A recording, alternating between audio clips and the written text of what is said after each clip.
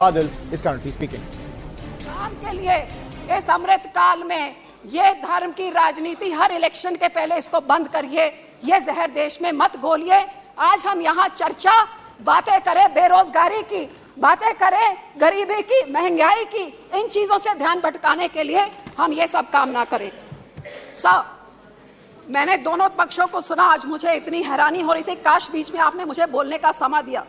यहाँ पे बोले राहुल जी, बहुत उनके दिल में दर्द था, यात्रा करी है उन्होंने यहाँ से वहां तक, भारत माता के कातिल इन्हों को बताया, इनके देश के भारत माता के हथियार बताया, केरोसिन की बात करी। अरे भैया, सारा देश इन्होंने घूम लिया, काश यहाँ पे आप जाके विधवा कॉलोनी में घूम लेते, जहां 1984 में आपने सिखों के ऊपर केरोसिन से गले में टायर से साड़ के वो औरतों को विधवा किया, और हजारों लाखों औरतों को विधवा करने के बाद वो हथियार सज्जन कुमार के घर के पास आपने विधवा कॉलोनी बसाई। आपको मालूम है पूरी दुनिया में सिर्फ एक जगह में विधवा कॉलोनी है, विडो कॉलोनी सिर्फ दिल्ली में है। कौन रहती हैं? जिनके कातिल इनके पुरखों ने किया, इस पार्टी कांग्रेस पार्टी ने किया, और फिर उधर जाके उन औरतों को बसाया। क्या यात्रा वहां से गुजर के गई?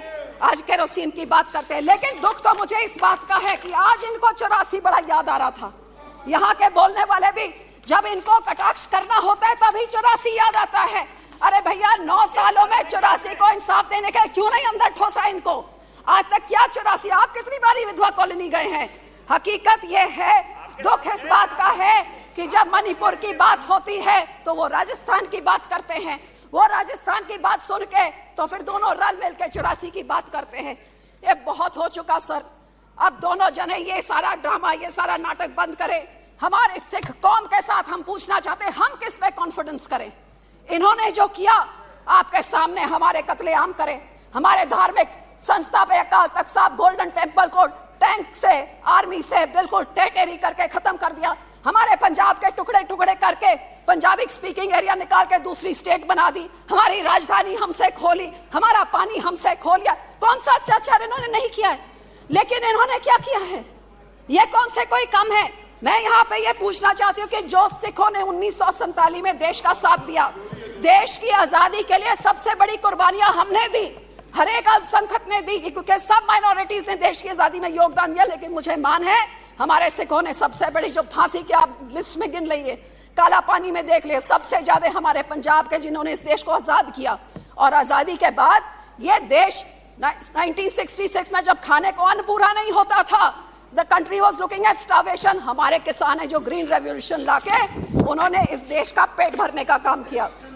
लेकिन सर, जब हमारे सिखों के कत्लेआम में उस टाइम तो कोई जुडिशरी नहीं बोली, कोई पार्टी नहीं बोली, कोई पेपर नहीं बोला। आप निकालिए नवंबर 84 के बाद जब बजट सेशन हुआ 85 का, तो उसमें एक भी मेंशन नहीं जो इस दिल्ली में हजारों सिख के कत्लेआम हुए, सब चुप्पी के बैठे हुए थे, मुंह पे टेप लगी हुई थी, किसी ने सिखों की बात तक नहीं करी। और यही कारण है कि आज तक सिखों को इंसाफ नहीं मिला। और कभी मणिपुर होता है, कभी नूह होता है, कभी राजस्थान होता है, जो उस टाइम एक्शन ले लिया होता, जम्मू कश्मीर, गुजरात, सब कुछ होता है।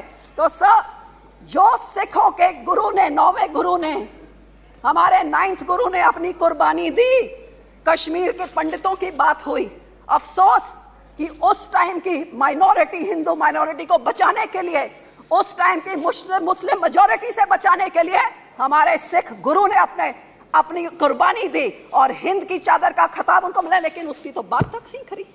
जब उनके लोगों को मारा जा रहा था तब भी बात नहीं करी। तो सब मैं पूछना चाहती हूँ, उस टाइम हमारे लोग जो भावुक होके उन्होंने कुछ अपने हाथों में इसके खिलाफ आवाज उठाई, उनको जेलों में फेंक दिया। हमारे बंदी सिख 30-30 साल से जेल में सड़ रहे हैं। गुरु साहब के 550 साल, गुरु नानक देव जी के, इन्होंने रिटर्न, इस सरकार ने कहा था कि उनको छोड़ा जाएगा, तो क्यों आज तक नहीं छोड़ा है? मैं इनसे जवाब मांगना चाहती हूँ। तो सिखों के खिलाफ हमेशा ये बेइंसाफी रही है सर, जिन्होंने अपने देश के लिए जान दी उनके साथ ये होता है। सब पंजाब में इन्होंने जो किया बताया, ये क्या कर रहे हैं पिछले 3 सालों से, जब से अकाली दल से गठबंधन टूटा है। हमारी राजधानी, आप सोचिए, राजधानी हमारी पंजाब रीऑर्गेनाइजेशन एक्ट पास हुआ, उठा के आप विधानसभा उधर हरियाणा को बना रहे, चंडीगढ़ एडमिनिस्ट्रेशन ने जमीन दे दी, हमारा पानी, हमारा मेंबर जो बीबीएमजी से होता उसको निकाल के बाहर निकाले, हमारा पानी चुरा के दूसरे राज्यों में, जो हिमाचल पानी दिल्ली को देता है वो सेस लेता है, हमारा पानी जो राजस्थान रहता है तो पंजाब को कोई सेस नहीं। एक ही चीज तो हमारी है, चंडीगढ़ के ऊपर हमारा हक सेंट्रल सर्विस रूल्स डाले जा रहे हैं, और सर हमारी पंजाब यूनिवर्सिटी को भी आरएसएस का कब्जा करने की कोशिश की जा रही है। और पानियों का तो यो मामला है, पानी हमारा चुरा के ले गए, लेकिन आज जब सारा पंजाब पानी में डूबा हुआ है तो उस पंजाब के हाथ पकड़ने के लिए कोई नहीं है।